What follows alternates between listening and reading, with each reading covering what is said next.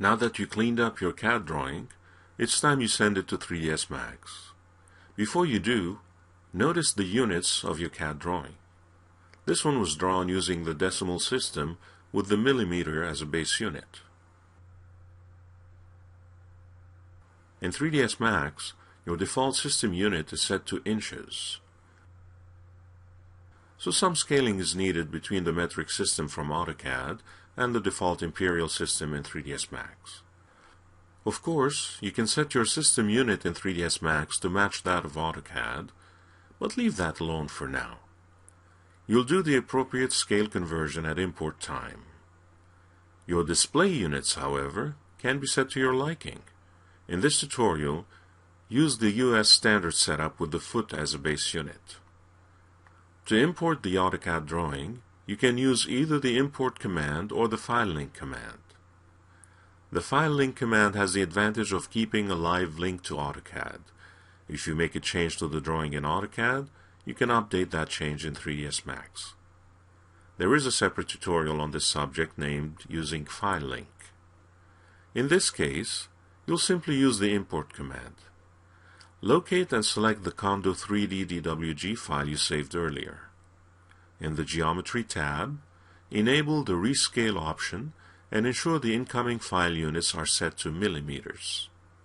As you recall, that was the base unit for the CAD drawing. In the Derive AutoCAD Primitives By list, choose the first option, Layer Blocks as Node Hierarchy. This option doesn't take into account AutoCAD materials. That's fine, as you'll be creating materials in 3ds Max. Leave all other options to their default values. In the Layers tab, enable Select from List.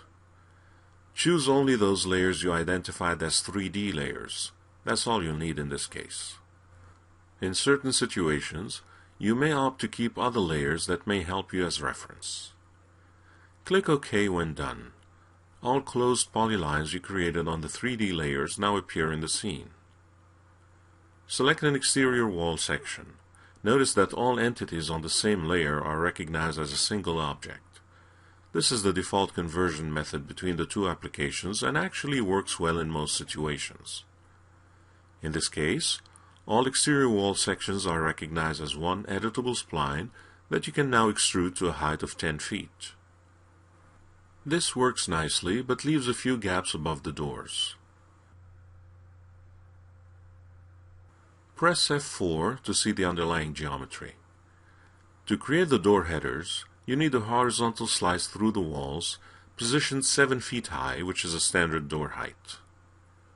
With the outer walls selected, add a Slice modifier. Expand the modifier and choose Slice Plane.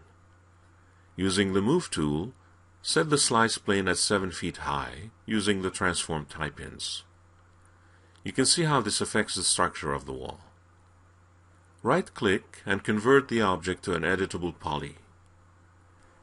Using Polygon mode, select 2 polygons facing each other above a door opening.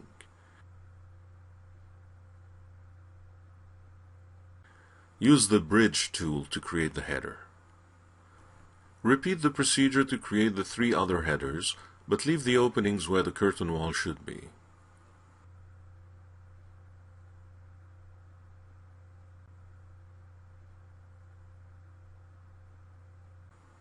Exit Polygon mode when done. Extrude the interior walls by a value of 9 feet.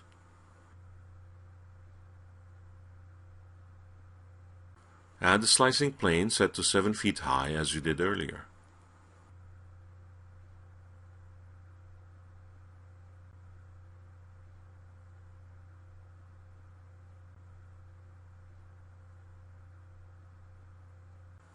Convert the walls to an editable poly and create the headers above the door openings.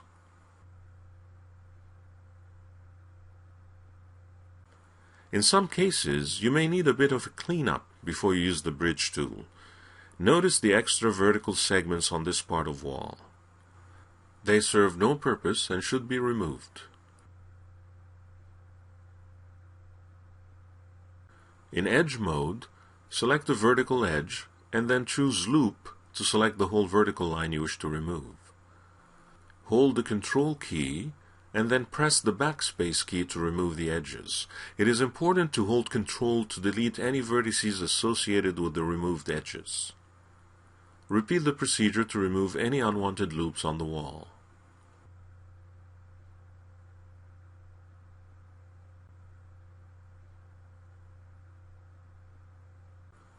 Go back to Polygon mode and bridge the remaining gaps after that.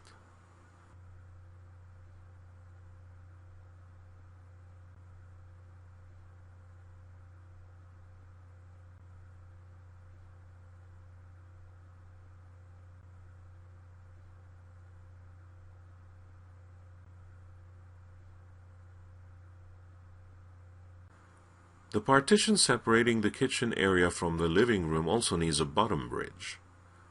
Select all the polygons that make that partition and choose Slice Plane. Set the plane height to 3 foot 6, 3.5 feet, and then click the Slice button. Exit Slice Plane mode when done.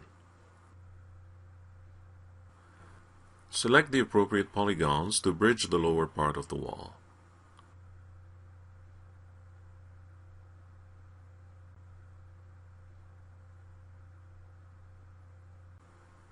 For the fireplace opening, select the front face and use the Poly Inset command.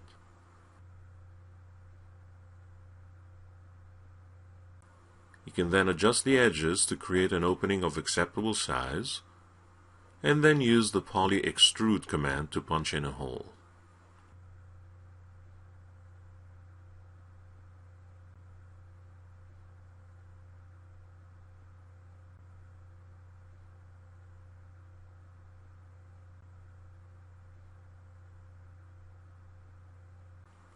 Finally, select the floor and give it a negative 1 foot extrusion. Do the same for the balcony. In very little time, what was a 2D CAD drawing only a moment ago is starting to take the full shape of a 3D environment. In the next movie, you'll get pointers at creating some basic materials for the walls and floors.